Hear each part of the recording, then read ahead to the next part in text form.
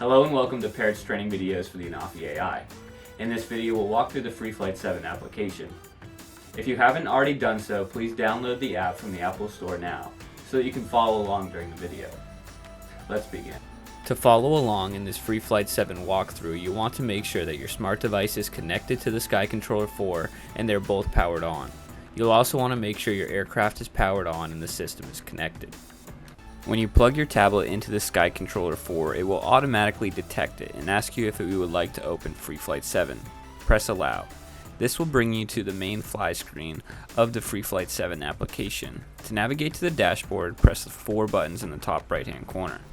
This is the dashboard of the FreeFlight 7 application. In our previous video, we looked at our Parrot Cloud account. Here we can set our email, log into our Pix4D account, and change our data sharing preferences. Let's go back to the main page. First, let's take a look at the Sky Controller 4. Here we can see our serial numbers, our software numbers, if we're connected to the drone, and if a software update is needed. Let's go back to the main page. Here, let's select Aircraft. Selecting on the aircraft, we can also see all the pertinent information, including if we're connected to cellular, our last GPS location, if we need any software updates, and if we need to complete a calibration. On the Anafi AI, there are multiple calibrations that need to be completed. A gimbal, the horizon, the magnetometer, and the obstacle avoidance. The system will alert you when any of these calibrations are needed. Now let's navigate to our flight logs that can be stored in the Parrot Cloud. Select on the green box in the bottom left. Here we can view different information from our previous flight, including GPS path. Selecting on the proper flight, we can move around and see our 3D path.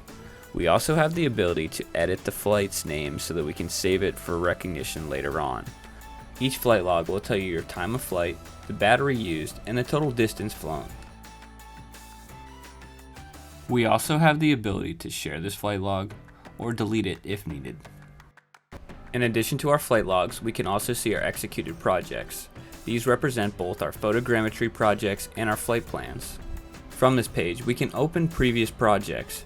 Here we can see all the pertinent information so we can duplicate this project if needed. In the top right hand corner, under our username, we see the word synchronized. This means that all of our missions and flight plans are synchronized with the Parrot Cloud. Let's move into the Projects tab. In Projects, we have the ability to see our different flight plan and photogrammetry projects. Here, we have the ability to create a new mission, duplicate the mission, or delete the mission, depending on what we would like to do. We can also see that these missions are synchronized with the Parrot Cloud by looking in the top right hand corner. Let's take a look at Medias. Here we can see all the different photos and videos saved to the drone's internal memory in the SD card, in addition to the local memory of the phone or tablet being used. In the Medias tab, we also have the ability to download, delete, and format the SD card. From the dashboard, press the Fly button to navigate to the heads-up display of the FreeFlight 7 app. On the top bar of the HUD, we can see our speed, altitude, and distance. We can also see if the obstacle avoidance is on or off. Next to that is the compass wheel. The battery life of the controller and if it has GPS, the aircraft's battery and if it has GPS, and if we're operating on 4G or Wi-Fi. Next to that is the settings menu, and we'll talk about that in a moment. Here is our zoom level and our camera angle. On the bottom of the screen we have our missions tab. We'll go over this in another video. Next to that we have our preset, and next to that we have our mode. We can be in video, photo, time-lapse, GPS lapse, panorama, bracketing, or burst mode. Next to that, we have the ability to change our different camera settings. We can change the ISO, the exposure value, the white balance, turn HDR on and off, navigate to our 4K or 1080 settings, and navigate to our frames per second.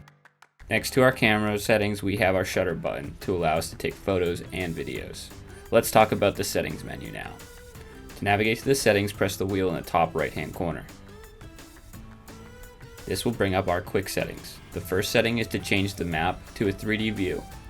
This will allow us to see the obstacles that the aircraft can see. When we're sitting on the ground like we are now, it's not going to pick up too many. We will demonstrate the obstacle avoidance in later videos. Now let's navigate back to the settings. Here we can turn obstacle avoidance on and off. We can also turn the audio on and off. We can turn our geocage on and off.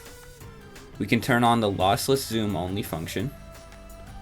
and we have the ability to auto record at takeoff if we desire. Let's go to the controls. The first control, we can change the zoom wheel to the exposure wheel. We can also change what joystick mode we would like to operate in, whether that be mode 1 or mode 2.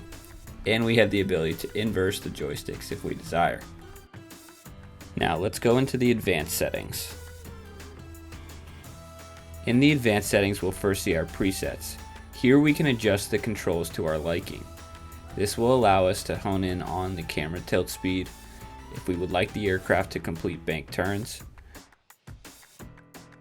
the inclination angle, the vertical speed, and the rotation speed. You will tune these settings into your liking as you fly the aircraft. To reset these options, press the Reset Sports Settings button. Now let's take a look at the interface. Here we can change the map type from plan to satellite to hybrid, and we can also change our measurement system from auto to metric or imperial. Now let's move on to GeoCage. GeoCage will allow us to set a cage around us that the aircraft can operate. We can make this as small or as large as we desire.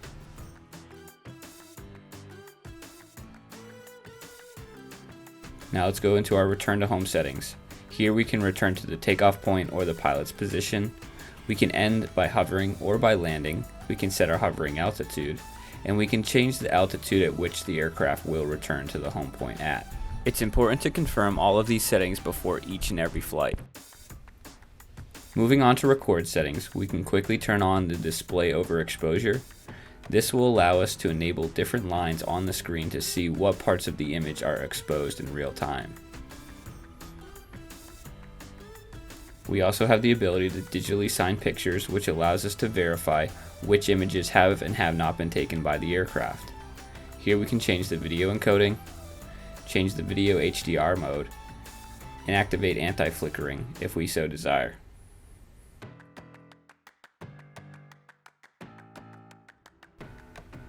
Let's go into the connection page.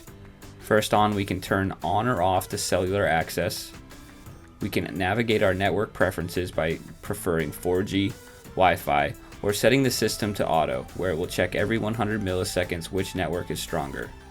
We have the ability to set an APN if we desire. We can see our Wi-Fi network name and set the password if we need to. We can see which channels are being used in the spectrum analyzer. We can manually select channels that we would like to stay on, or we can allow the system to operate in auto mode where it will automatically find the cleanest channel. At the bottom, we have the ability to broadcast our drone remote ID. This will be important in years to come. You should now have a good working knowledge of the FreeFlight 7 application. In the next video, we'll walk you through the preparation of the aircraft for its first flight. Thanks for tuning in to Parrot's training videos to the Anafi AI.